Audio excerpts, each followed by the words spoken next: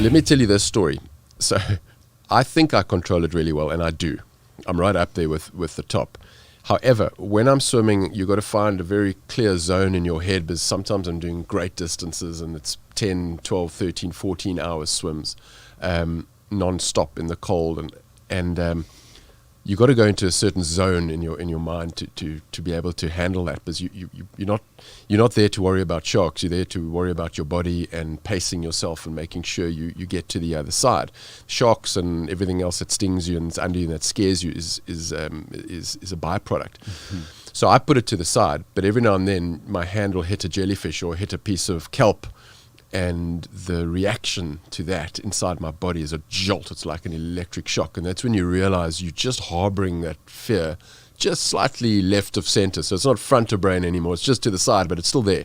But I'm not aware of it while I'm swimming. I go into a zone and I separate myself from it, but it comes rushing back when you bump that that object. Right. I know what you're talking about. Yeah. What is the longest swim you've ever done? At this point, it's the English Channel. So it took me just short of 13 hours to get across, but I had very rough conditions, and it should have been a bit shorter than that. 13 hours. Yeah, 12 hours and 54 minutes. Non-stop, yeah. Jesus, you don't stop to get water or anything like that? You just have to drink water, right? So you got a support boat, and you will stop on whatever your agreed feed schedule is. So every 30 minutes I will stop, and they will throw me carb drink, because the one thing you know about the English Channel, I'm sure your listeners are familiar with carbo loading. Any athlete is. You eat as much pasta, whatever, to get as much carbs in you, so right, to fill the tank up. Now, in an English Channel swim in cold water, which turned out in my day to be extremely rough as well, there is no way you can carbo load enough to get you across. So at some stage your tank is going to run dry. You drink carb drinks all the way through, but you deplete more than you can possibly put in. Right. So you're going to hit the wall. But you do feed. We call it feed, but it's mostly liquids that you take in. Right. So it's not like I swam 13 hours without stopping or having a drink. A lot of people don't realize that you still need to drink, hydrate when you're swimming. But you don't get out of the water. No, you're not allowed to touch anything that helps you. So you start. Jesus Christ. You start clear of the water, so your ankles must be outside of the water, and then you swim in terms of the English Channel. You start in Dover, and then you swim all the way across to France, and then you got to clear the water, and once your ankles are clear of the water, your swim stops. What do you wear when you do these swims? A Speedo. Is that a brand here? I'm sure it is. Yeah. A Speedo, one silicone cap and goggles. That's it. That's it. You're not even allowed to wear one of these GPS watches, or you're not allowed to wear those aqua music things in your ears or anything that helps you. Is there a benefit to only wearing? That's you right there. Is there a benefit to only wearing a Speedo and a swim cap, or would a wetsuit hinder you at all? Not hinder, the opposite. So there's no benefit in wearing the Speedo. It's the purest side of the sport. So a challenge like the English Channel, it's pretty much, as a crow flies, it's about 35 kilometers, but you're going to swim about 40, 41 self-propelled on the day. And that is obviously a huge challenge in itself, but anyone can get that level of fitness if you're dedicated enough and you put in the hours. But the real challenge of that, and that Robben Island swim and most of the cold water swims, the challenge is the cold. So the challenge is performing when your mind is screaming at you that you're on your way out, and that's the real challenge. So if you put on a wetsuit, it takes that all away.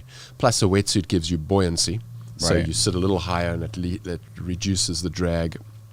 So your times increase a lot on. So wetsuits are a huge help. Let's put it that way.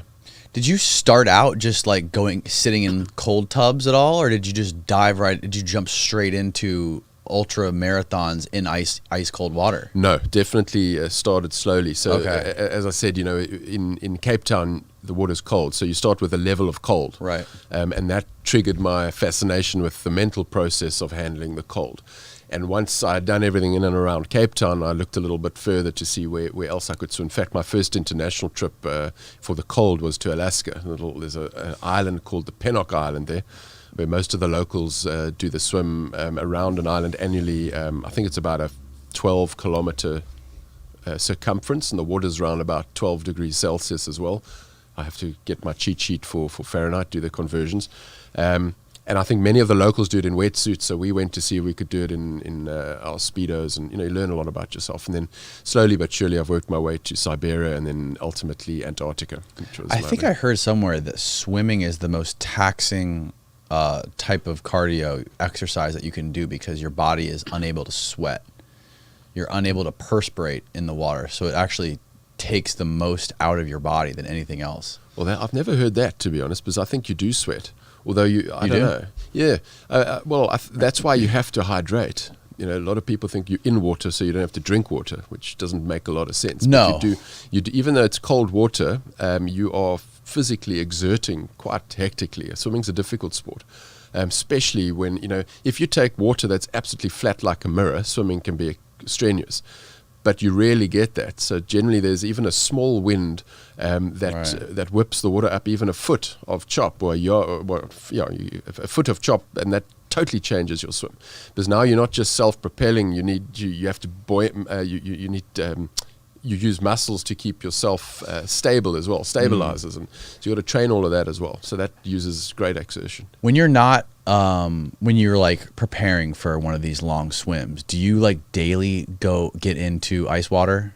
Is that like a daily ritual for you, or part of your daily routine, or? If I could, I would, but it's not that practical. So I live in Africa. It's hot, and we don't have a lot of ice water. We got cold water in the ocean, but when I've done, I eventually graduated to doing stuff in the real cold, so 40 degrees Fahrenheit and below, and that's where things get hyper ultra extreme. When I'm doing a challenge like that, then I will make sure I'm very fit, and I will have lots of cold exposure, as cold as I can find it.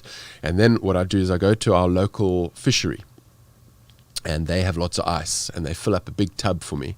They fill it with ice and water, and we bring that water down to 0 degrees Celsius, or what's that, about 32 Fahrenheit, just before water freezes at that point, and I get into my Speedo and I sit in that. And I'll do that not every day, because it's quite a process to get permission and get that all set up. But I do that a few times, and I'll talk you through why I do that, by the way, if you want to know. Yeah. I mean, I've done it before myself, like after work, not getting into ice, but like I'll do it in the winter here. I will get into my pool, and it gets to like maybe 60 degrees at the coldest. And before I get in, that is the most difficult mental aspect of it, is just getting your body in there like neck deep in a 60-degree pool. It's fucking difficult. It is. Like, explain how you get through that, and also go ahead and explain why you so it never gets easier. There's the bad news. It's always gonna hurt. There are a couple of tricks of the trade that I can share with you guys, but you just listen. I literally have a conversation with myself. I know that sounds silly, but before I exposed to the real cold, I mean the 60 degrees Fahrenheit, and that's a bit of a breeze, for you. For me, I'm very used to that. It still hurts. I still get the ice cream headache and all of the things that everyone else will. But I'm so conditioned now to know that it's just temporary and that disappears, and you'll be comfortable in 5 minutes. So man up and get through it.